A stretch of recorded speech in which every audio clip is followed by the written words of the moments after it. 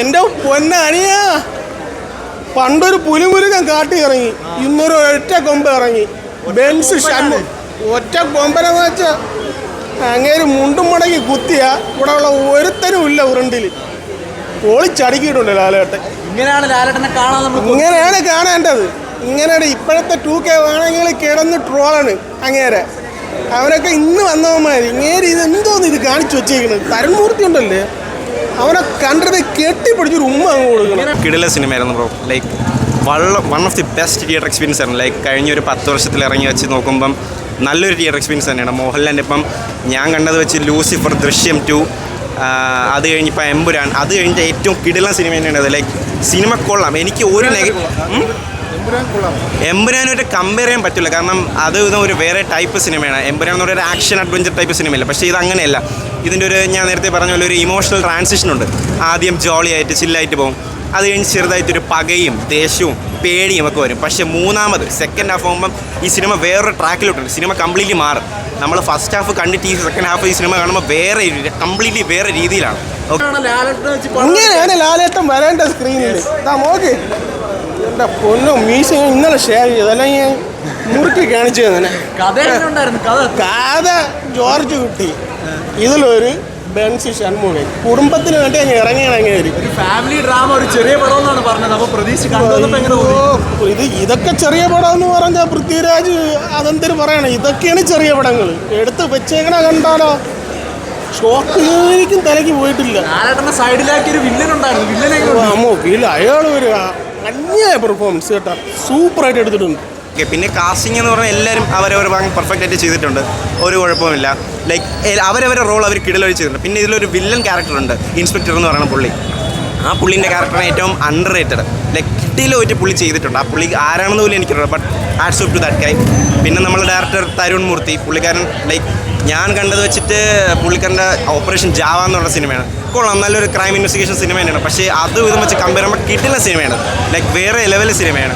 പിന്നെ technical teams ആയാലും ശരി, വിഷ്വൽ ക്വാളിറ്റി ആയാലും ശരി, സൗണ്ട് ക്വാളിറ്റി ആയാലും ശരി, എല്ലാം കിടലുണ്ട്. പക്ക ഒരു തിയേറ്റർ എക്സ്പീരിയൻസ് തന്നെയാണ്.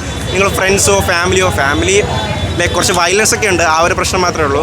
പിന്നെ ഇഷ്ടംപോലെ സർപ്രൈസസ് ഈ സിനിമയിലുണ്ട്. ലൈക്ക് അതൊരു കിടല സംഭവമാണ്. ഈ ഫോട്ടോ ആയിട്ട് ഒരു ഫസ്റ്റ് ഹാഫിൽ കാണിക്കുന്ന ഒരു സംഭവമാണ്. അത് കിടലാണ്, ഞാൻ അത് പറയുന്നില്ല, സ്പോയിലറായപ്പം. പിന്നെ ഇതൊക്കെയാണ് കാര്യം. നല്ലോണം ഒന്ന് ബഡ്ജറ്റ് കെയർ ചെയ്യാൻ മതി ഈ സിനിമ, നല്ലോണം കളക്ഷൻ എടുത്താൽ മതി. കാരണം ഈ സിനിമ ഡിസർവിങ് ആണ്. എമ്പുരാൻ വെച്ച് നോക്കുമ്പം ആൾക്കാർ ഒരുപാട് ആ സിനിമയെ ഡീഗ്രേഡ് ചെയ്തിട്ടുണ്ട്, മതത്തിൻ്റെ പേരൊക്കെ പറഞ്ഞു. പക്ഷേ ഇതിൽ ഡീഗ്രേഡ് ചെയ്യാനായിട്ട് അങ്ങനെ ഒന്നുമില്ലെന്ന് പറഞ്ഞാൽ സിനിമ കൊള്ളില്ലെന്നല്ല, ഡീഗ്രേഡ് ചെയ്യാനുള്ള ടൈപ്പ് സിനിമയല്ല. ഇത് പ്യൂർലി ഒരു കഥയാണ്, സ്റ്റോറി ബേസ്ഡ് സിനിമയാണ്. സ്റ്റോറിനെ പറ്റി പറയുമ്പം നല്ലൊരു സ്റ്റോറി തന്നെയാണ്, ഒരു എബവ് ആവറേജ് സ്റ്റോറിയാണ്. ബട്ട് സ്റ്റോറിനെ ഉപരി ഈ സിനിമേൻ്റെ ആ ഒരു പോക്കുണ്ട്, ലൈക്ക് ആ ഒരു പോക്കുണ്ട്, അത് കിടിലാണ്. സീരിയസ്ലി പറയുന്നത് നല്ലൊരു സിനിമയാണ്. എല്ലാവരും ഇത് കാണണം. എൻ്റെ ഭാഗത്ത് ഞാൻ ഒരു 10 out of 10 തന്നെ കൊടുക്കും. നല്ലൊരു സിനിമയാണ്, എല്ലാവരും ഇത് പോയി കാണാം. തിയേറ്ററിൽ തന്നെ വന്ന് കാണാം. മാക്സിമം തിയേറ്ററിൽ തന്നെ എല്ലാവരും കാണാൻ ശ്രമിക്കാം. വളരെ നന്നായിട്ടുണ്ട്. പഴയ ലാലേട്ടനെ തിരിച്ചു കിട്ടി. ശോഭന മണിച്ചിത്രത്താഴിലേതുപോലെ ഒരു നോട്ടം, ആ ഒരു നോട്ടൊക്കെ വളരെ ഇതായിട്ട്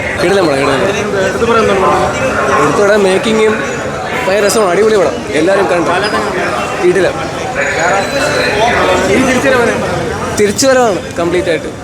എമ്പുരാനിൽ തിരിച്ചു വന്ന ഇതും തിരിച്ചുവരവാണ്. കിടിലം, കൊള്ളാം. ലാലേട്ടൻ തൂക്കി. എമ്പുരാനെക്കാട്ടും എനിക്ക് കുറച്ചും കൂടി ഇഷ്ടമായി. എങ്ങനെ അതെ നല്ല സിനിമ, സൂപ്പർ സിനിമ. പിന്നെ അടിപൊളിയായിരുന്നു.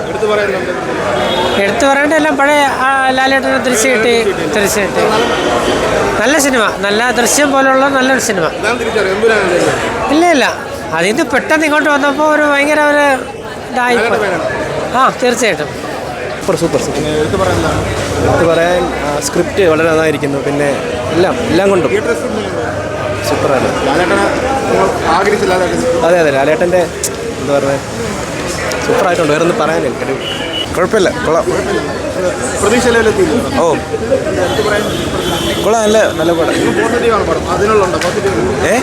പോസിറ്റീവ്. കൊള്ളാം ചേട്ടാ, ഇരിക്കാറുള്ളൂ.